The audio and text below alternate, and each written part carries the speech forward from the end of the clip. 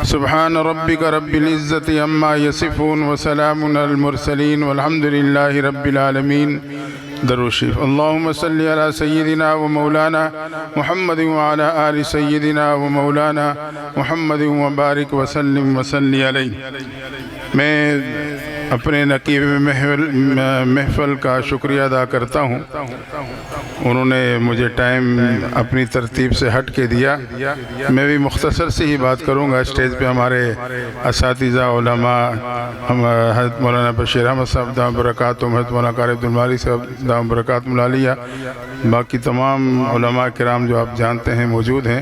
اللہ تعالیٰ ہم سب کی حاضری کو اس موقع پہ قبول فرمائے اور اس پروگرام کو اللہ تعالیٰ امت مسلمہ کے عقائد اور اعمال کی تصحیح کا ذریعہ بنا دے۔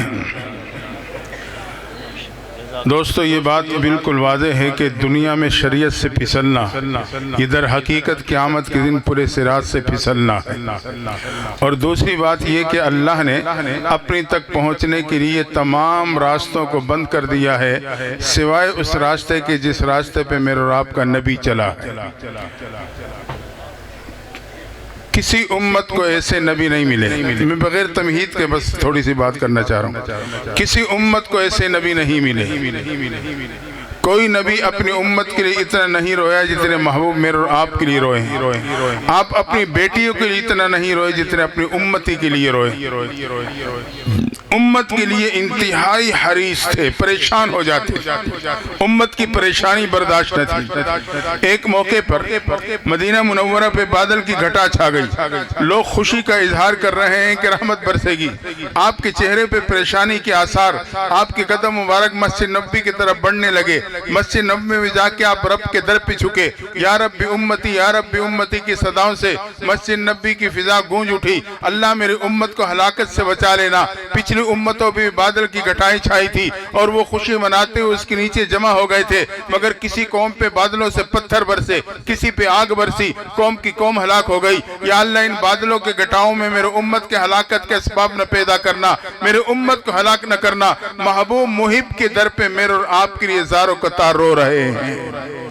ایک موقع پہ صحابہ سے فرمائے، میرے صحابہ، اللہ نے دنیا میں ہر نبی کو ایک دعا کا حق دیا ہے، ویسی نبی کی ہر دعا قبول، لیکن ایک دعا کا حق اور اختیار ایسا دیا کہ وہ پکار جس انداز سے ہوگی، جب ہوگی، اسے اسی وقت اسی انداز سے قبول کر لیا جائے گا۔ صحابہ نے سوال کیا، اللہ کے نبی صلی اللہ علیہ وسلم، کیا ہر نبی اس دعا کے حق کو دنیا میں استعمال کر چکا؟ آپ نے فرمایا، ہاں میرے صحابہ، ہر نبی اسے استعمال کر چکا ہے۔ نوح علیہ السلام نے 950 سال تبلیغ کرنے کے بعد آخرکار اسی دعا کے حق کو استعمال کرتے ہوئے رب کو پکارا۔ اللہ نے آپ کی پکار قوم کے خلاف جو اسے قبول کرتے ہوئے زمین اور آسمان سے پانی چھوڑا، پوری قوم کو ہلاک کر دیا۔ فرمایا موسیٰ علیہ السلام جب اپنی قوم کو لے کر بحیر کلزم کے کنارے پہ پہنچے، قوم نے دیکھا آگے دریا کے موجے ہیں، پیچھے فرعون فوج لے کے چڑھائی کر رہا تھا تو قوم گھبرا گئی۔ کہا موسیٰ علیہ السلام آگے دریا کے موجے، پیچھے فرعون کی فوجیں، ہم تو پکڑے گئے۔ اس وقت موسیٰ علیہ السلام نے اسی دعا کے حق کو استعمال کرتے ہوئے رب کو پکارا۔ اللہ نے آپ کی پکار کو قبول کرتے ہوئے بحیر الکلزم میں آپ کی قوم کے لیے 12 خشک راستے پیدا فرما دیے۔ صحابہ نے اگلا سوال کیا، محبوب کہ آپ بھی اس دعا کے حق کو دنیا میں استعمال کر چکے ہو، یہ توجہ رکھنا۔ ایک طرف احادیث میں آتا ہے، آپ نے فرمایا میں دنیا میں تمام انبیاء سے زیادہ ستایا گیا ہوں، لیکن اس کے باوجود صحابہ کی اس سوال کے جواب میں آپ نے ارشاد فرمایا، میرے صحابہ میں نے اس دعا کے حق کو دنیا میں استعمال نہیں کیا، میں قیامت کے لیے محفوظ کر چکا ہوں۔ قیامت کے دن جب میرے امت کے گناہگار بے قرار اور پریشان کھڑے ہوں گے، اس وقت میں اسی دعا کے حق کو استعمال کرتے ہوئے رب کو پکاروں گا، جس کے نتیجے میں اللہ میرے امت کے گناہگاروں کے مغفرت کا فیصلہ عطا فرما دیں گے۔ اللہ نے مجھے اور آپ کو ایسے نبی دیے، کسی امت کو ایسے نبی نہیں ملے۔ تو آج تقاضا یہی ہے آپ کی نسبت کا کہ ہم اور آپ اپنی زندگی کو آپ کی سنت اور طریقوں سے، آپ کی تعلیمات سے مزین کرنے کی کوشش کریں۔ آج ہمارے معاشرے میں خوشی کے موقع پہ کوئی کہ بچی کو جب دلہن بنایا جاتا ہے، دلہن کو سجایا جاتا ہے، خاتون اس کے چہرے پہ مختلف رنگ چڑھاتی ہے تاکہ جب خاوند کے سامنے جائے تو پہلی نظر میں اس کے محبوب بن جائے۔ اسی نہج پہ مجھے آپ کو سمجھایا جا رہا ہے۔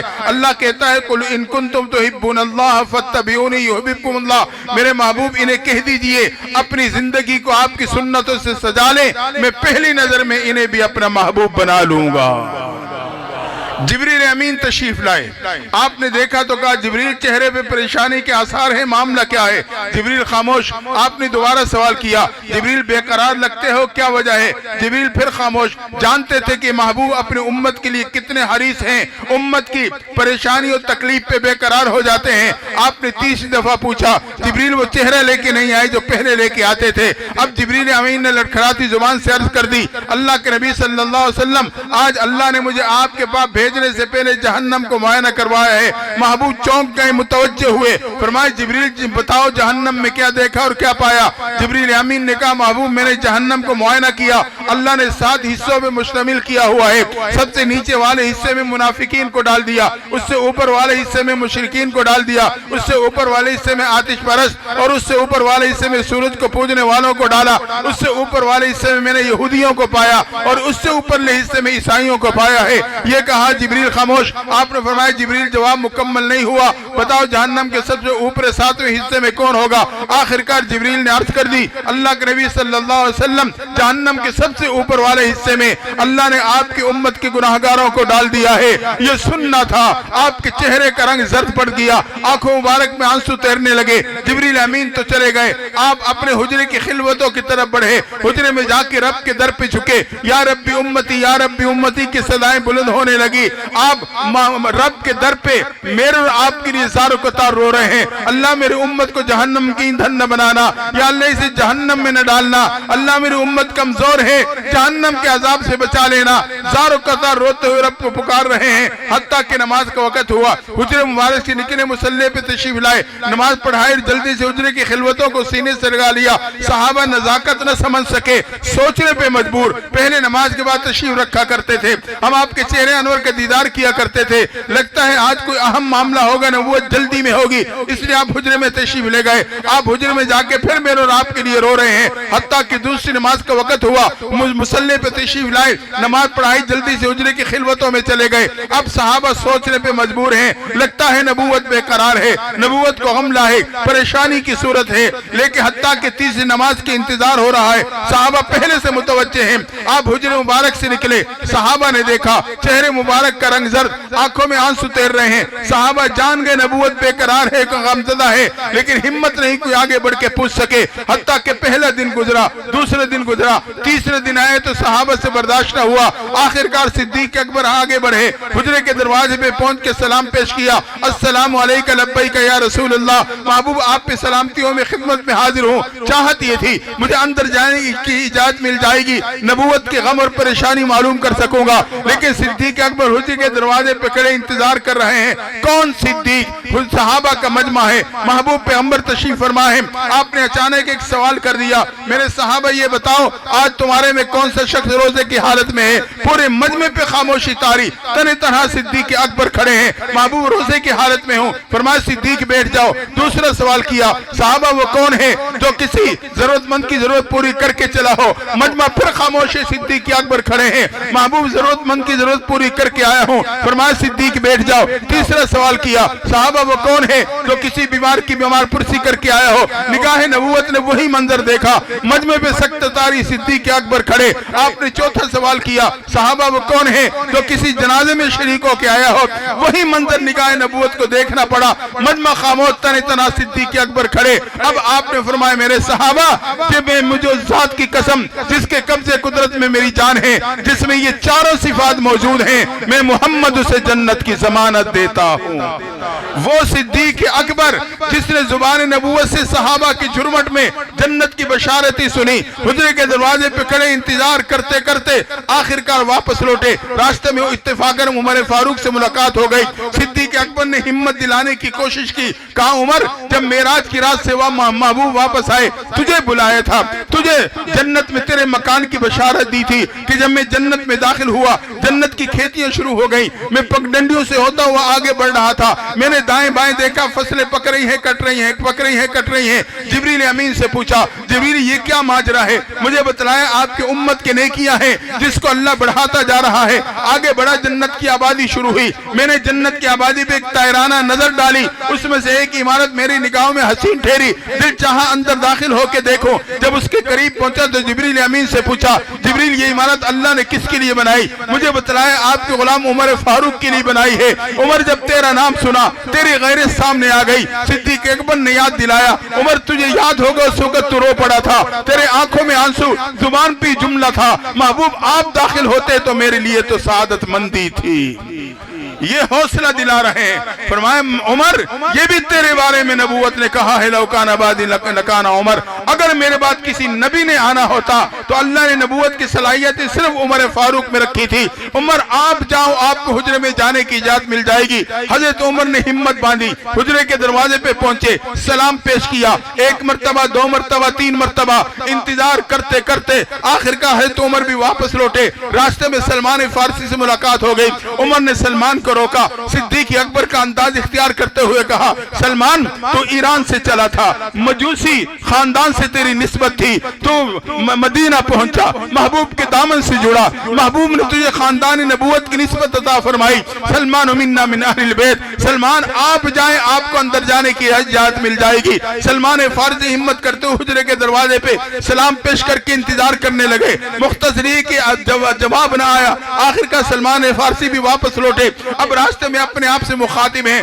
سلمان ایسی شخصیت کے پاس جائے گا جس کو انکار نہیں ہو سکے گا۔ آپ پہنچے حضرت فاطمہ الزہرا کی خدمت میں، پردے میں دعا سلام کے بعد کہنے لگے، اما جان صحابہ 3 دن سے تڑپ رہے ہیں، بے قرار اور پریشان ہیں، نبوت کے غمزدہ ہے، پریشانی کا عالم ہے۔ ساتھ ہی ہمت دلاتے ہوئے ایک واقعہ ذکر کر دیا، اما جان ایک موقع پہ صحابہ کا مجمع تھا، محبوب پیغمبر نے ایک سوال کیا تھا، میرے صحابہ یہ بتلاؤ نیک عورت کی نشانی کیا ہوتی ہے؟ ہر صحابی کھڑا ہوتا، اپنے انداز سے بات کرتا، بیٹھ جاتا۔ میں نے دیکھا حضرت علی اپنے واری آنے سے پہلے اٹھے اور آپ کے پاس گھر تشریف لائے، واپس آ کے اپنے نمبر کی انتظار میں بیٹھ گئے، نمبر آئے تو کھڑے ہو کے کہنے لگے، اللہ کے نبی صلی اللہ علیہ وسلم نیک عورت کی نشانی یہ ہے، نہ اس نے کسی غیر محرم کو دیکھا، نہ اس کو کسی غیر محرم نے دیکھا۔ اما جان میں نے محبوب پیغمبر کو دیکھا، محبت بری نگاہیں حضرت علی کے چہرے پہ جم گئی، محبوب کے چہرے پہ خوشی کے آثار، ہونٹ مبارک پہ مسکراہٹیں، حضرت علی جان گئے جملہ آپ کو پسند آ گیا،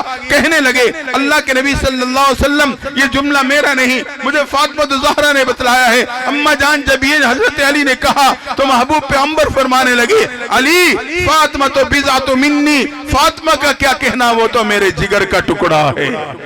اما جان آپ جائیں، آپ کو تو اجازت مل ہی جائے گی۔ اما جان نے حضرت فاطمہ الزہرا نے دیکھا کہ پریشانی کا یہ عالم ہے، پہنچ گئی حجرے کے دروازے پہ، سلام پیش کیا، محبوب نے سنا، لگتی جگر آ گئی، آواز سے لگتا ہے بے قرار پریشان ہے، فوراً اندر آنے کی اجازت دے دی۔ آپ جا کے قریب جا کے بیٹھی، چہرے انور کو دیکھ کے کہنے لگی، ابا جان کیا بات ہے؟ چہرے کا رنگ زرد ہے، آنکھوں میں آنسو تیر رہے ہیں، باہر صحابہ 3 دن سے تڑپ رہے ہیں۔ یہ جملہ سننا تھا، محبوب تڑپ گئے، کہا لگتی جگر تجھے کیا بتلاؤں، 3 دن قبل جبریل امین آئے تھے، انہوں نے مجھے بتلایا ہے اللہ نے میری امت کے گناہگاروں کو جہنم میں ڈال دیا ہے۔ جب سے میں نے رب کا یہ فیصلہ سنا میں بے قرار اور پریشان ہوں، رب کے در پہ رو کے اپنی امت کے حق میں رب کو منا رہا ہوں۔ یہ کہا پھر سجدے میں چلے گئے، یا ربی امتی یا ربی امتی کی صدائیں بلند ہونے لگی، رحمت جوش میں آتی ہے۔ جبریل امین آئے، آتے ہی اللہ کا سلام دیا، ساتھ ہی پیغام دیا، وَلَسَوْفَ يُؤْتِيكَ رَبُّكَ فَتَرْضَىٰ، محبوب سجدے سے اٹھائیے، اللہ کہتا ہے محبوب سجدے سے سر اٹھائیے،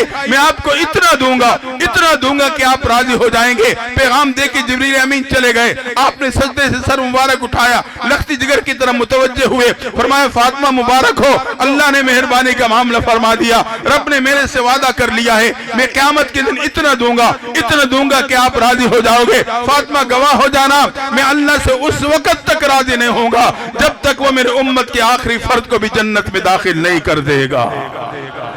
دوستو آئیں اس نسبت کی لاج رکھیں، اس نسبت کی لاج رکھیں، محبوب کے دامن کو مضبوطی کے ساتھ تھام لیں، اپنی زندگی کو نبی کی سنتوں سے مزین کرنے کی کوشش کریں گے، یقین میرے آپ کی دنیا آخرت سنور جائے گی۔